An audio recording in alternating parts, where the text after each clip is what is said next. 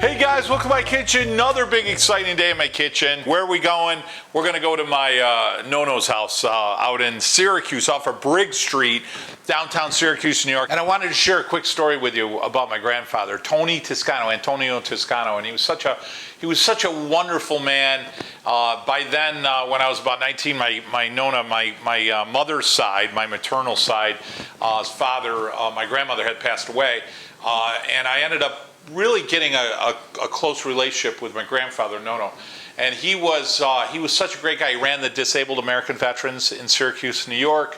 And by then he had retired. He had been injured in the war several times, so Purple Heart, and he had quite a few medals, and certainly a character. He had always bought a big car, a Cadillac, most often a convertible, and they had a business, him and my uncle, along with a few other guys. And it was funny, if you guys remember, they would have those magnetic signs they would stick to the side of the car. I don't know how hard they worked, because I never really saw the phone number on the side of the side. So I don't know what was going on there. We'll just leave it at that. But in any case, I was around 18 or 19 years old, and then I was at the rite of passage. My grandfather was in his mid to upper 80s. At this point, he's going to the doctors, and I had my driver's license. So at that point, you know, the grandkids, now they're older, they got to start taking Grandpa and Grandma to the doctors, because everybody didn't have a lot of time, right? I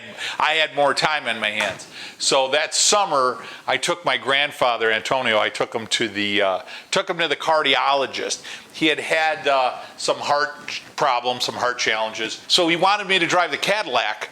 And I remember, like, geez, you know, Grandpa, it was the first time. No, you sure you want me to drive the Cadillac? Oh yeah, you know, no problem, Joe, no problem. Okay, so sure enough, I drive the Cadillac, and we go to the doctor's office, you know, and he's so proud. Now, my grandfather, he always dressed impeccable, always. We go in the Cadillac, he wants me to drive, we go to the cardiologist, we're sitting there, we're having conversation about life as always. He's telling me some stories, as he always did, and he always had a cigar. My grandfather had a pipe, usually at the house, and if he was with friends or if he was out socially, he'd always have a cigar. So he's smoking a cigar in the Cadillac on the way to the doctor's office. So we go to the doctor's office, I don't remember the guy's name, and my grandfather, Nono, he mentions me in. He motions me to come into the office. I'm like, okay, I was kind of, you know, I felt a little awkward, but okay, so I go in with him, and he gets, you know, kind of undressed with his, which I've always seen him anyways, right? He's got his t-shirt on, and he's got his boxers on, his shoes, his suspenders. They're coming in, checking blood pressure and doing old school EKG. Back then, they used to have in like a little wooden box, and he was doing his EKG and everything, and he finishes up, and so he's getting dressed, and the doctor says, Tony, he says, you know, you gotta stop, I don't like your blood pressure and something else. He says, you gotta stop smoking the cigars. I don't know what my grandfather is at this point, 84, you know, 86, whatever. So my grandfather says, what do you mean I gotta stop smoking the cigar? He says, a cigar relaxes me, he says to the doctor. And the doctor says, yeah, but they're not good for you. He says, the cigars aren't good for you. And my grandfather says, and I remember him getting dressed. I'm standing there next to him, holding his jacket, you know, ready to put his jacket on. And he goes, Doc, let me ask you a question. He says, hey, when you think about a man that's smoking a cigar, like what does he look like in your mind, in your imagination? And the doctor's like, I don't understand where you're going with this, Tony, you know. And he says, well, what do you look like when you think about a man? You say a man that smokes a cigar. Like, what do you look like? What's a man that look like a smoke a cigar? And the doctor says, you know, I don't know, Tony. He says, like you, like an old Italian guy. He says, I guess when I think of it, I think of an old guy, you know, old Italian guy smoking a cigar. And my grandfather finishes his jacket, his vest, and he's tied his tie. He doesn't quite have his jacket on. And he gets this like little swagger, like he won the argument. And he says, exactly, esatto means, giusto means like exactly in Italian.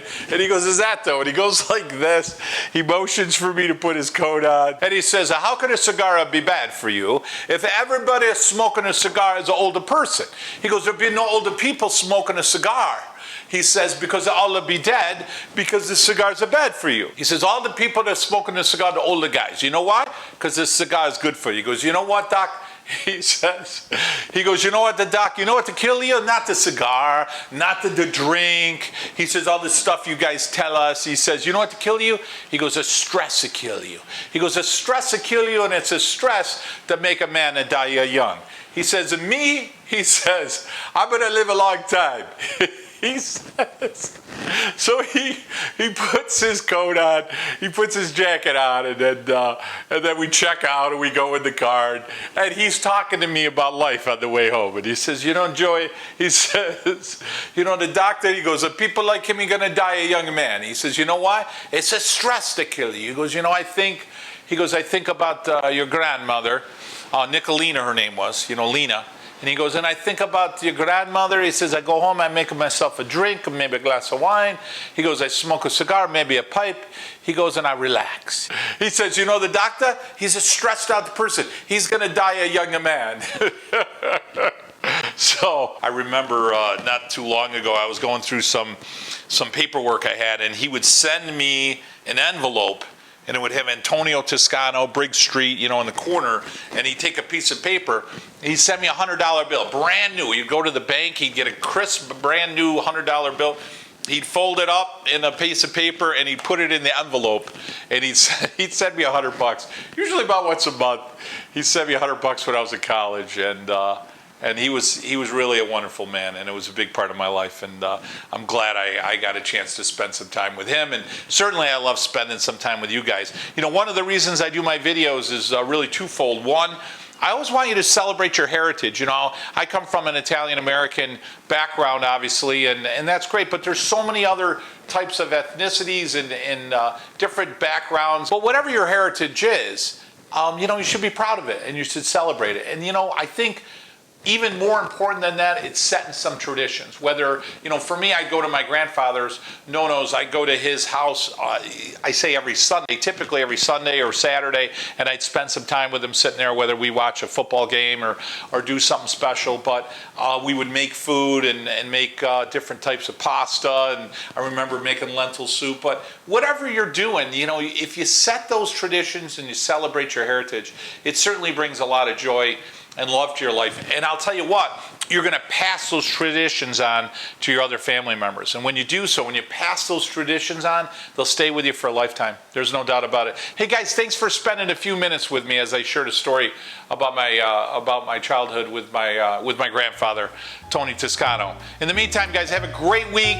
Enjoy some time in the kitchen. Mwah! Buon appetito.